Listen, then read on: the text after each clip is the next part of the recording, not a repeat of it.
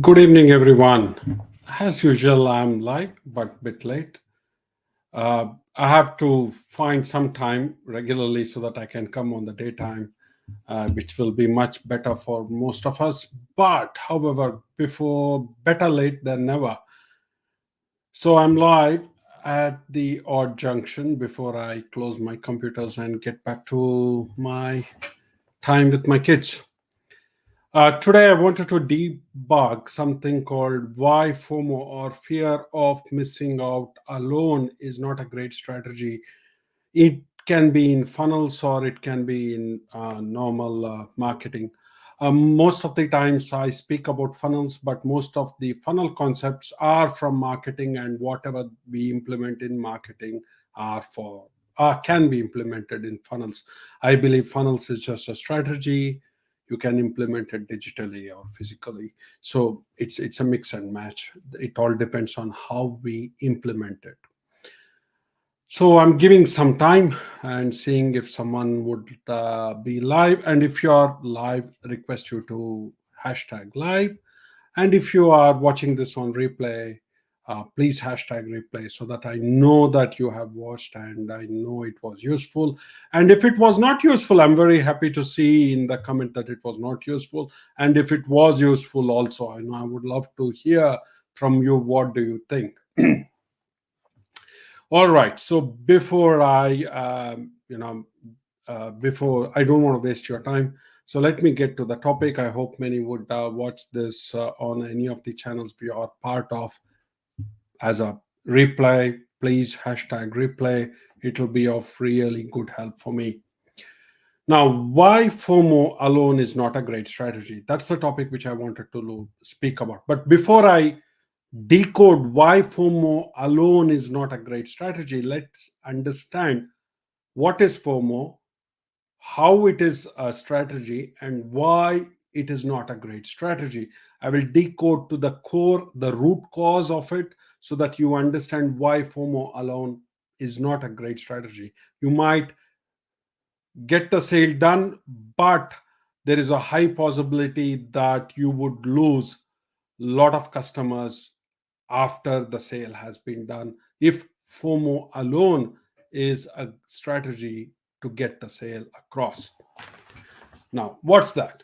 Now, let's understand the psychology behind humans. That's why when you're building a funnels, you need to know all this. That's where people like me come into picture, who knows the business side of things, who knows the tech side of things, as well as who knows a psychology side of things.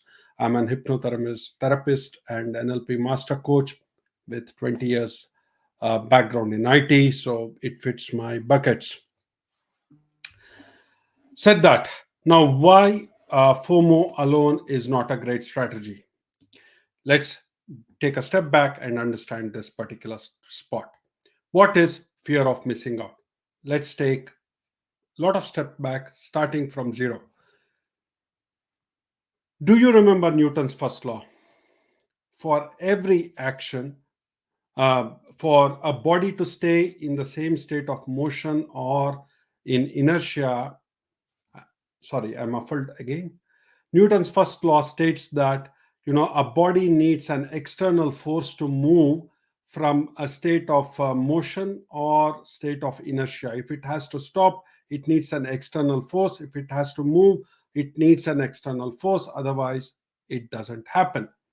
Which is actually the pain versus pleasure model can be easily the pain versus pleasure model can be easily described using Newton's first law, because you need a force, which is the pain, to move towards pleasure.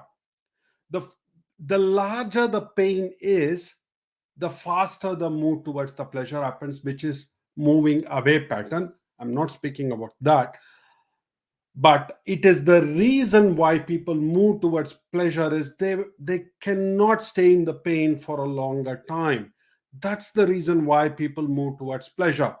Some of the services what people buy from you, if you are in professional services industry, it can be a lawyer, it can be a buyer's agent, it can be any of those professional services industry, is because they have some pain, like, I want to move away from the poverty, or I want to move away from the financial trouble, I want to get the financial independence, or something on those lines, not going in deep. So if there is a pain, because of that pain, they want to move towards pleasure to solve the problem. The pain is the problem, or the pain is what you're solving through your solution.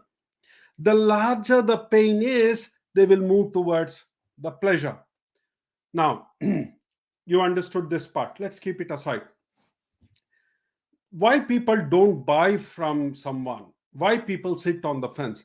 It's not because your offer is not good. It's not because if you're a lawyer or a buyer's agent, the solution what you're providing for your client in the professional services world is not good. You're good, your services is good, but why people still don't buy? Because they have a fear of losing out. The time they buy your service, they will, at that point, at that junction, when they pull their credit card and they buy your service, they lose their money right then. They feel that loss immediately because their bank balance dips right then. It is a fear of losing. It is another psychology thing. It's a fear of losing, and it's fear of missing out, whatever it is. It's the fear of loss. So they lost something. That pain, again, that fear has created a pain, and that pain, it is the one which is now stopping them from buying your services. Are we clear? Pain versus pleasure. The first point, the larger the pain, the faster they will move towards pleasure. However, if the pain what they are having, if they experience pain by paying the money for you to buy your service, then again they might sit on the fence. It's very natural, it's very common. Now, what most of the times in funnels and in other places what we use is FOMO, which is fear of missing out, keeping it a deadline, because you don't want to keep the person hanging and sitting on the fence and you waiting, following it up to get the sale across. So what you do, you just make sure that you create a FOMO or the deadline, and make sure that either you buy within the time or you just move out. So you create that fear of missing out to tackle the fear of losing so that the sale happens. It works. It works a lot of times. But the problem is this: as soon as they buy, the FOMO is gone. Now they have the fear of losing because they already lost. Now the pain is very high for them because they lost money. The FOMO is gone. They lost money. Now they will be wondering what to do. If they don't get the return on investment faster, they are the people who will come and tap your doors and say, I need a refund. Now, if it is a small course or small thing, it doesn't matter. Not many people would actually go for it. That's all right. But if it is a larger thing, then it becomes really hard. So, couple of things what we unpacked till now. I'll repeat. The first, pain versus pleasure model, is actually Newton's first law. Everybody remains in the state of motion or inertia unless an external force is acted on it. Good job. I got it finally. Every Again, let me repeat. Newton's first law states that everybody stays in the state of inertia or motion unless an external force is acted on it. This is exactly the pain versus pleasure model what we speak in psychology. So the larger the pain, the more the pleasure, because the larger the pain means they will move towards pleasure, which is good, which is moving away pattern, not for today. The thing is, the next what we spoke is, as soon as someone pulls their credit card out, buys your program like a buyer's agent or a lawyer or someone, they lose their dollars right then because they fear that they lost the dollars immediately. As soon as that fear engulfs them, they will sit on the fence and say, I want to be comfortable with this pain what I'm going through, and so I will not buy. You have two options: either allow them to sit on the fence for some time so that they can absorb that pain, they can come out of that pain themselves and then buy your product so that they will not ask for refund. Or you have another option, which is to create FOMO, which not mostly everyone does that. Create a FOMO and then ask them to buy the product. But the step what many people forget is after the purchase has happened, they will not do the follow-ups. Now, as soon as the purchase has happened, they will go back to fear of losing because fear of loss, because they lost the dollars, and they will be in pain. If they don't get the return on investment right, then they will ask for refund. So what you need to do if you are using FOMO, if you are using FOMO to get your sale across, you need to have the follow-up strategy. If the objection in the sale call was actually based on the dollar figure, then they will definitely experience the fear of losing or fear of loss.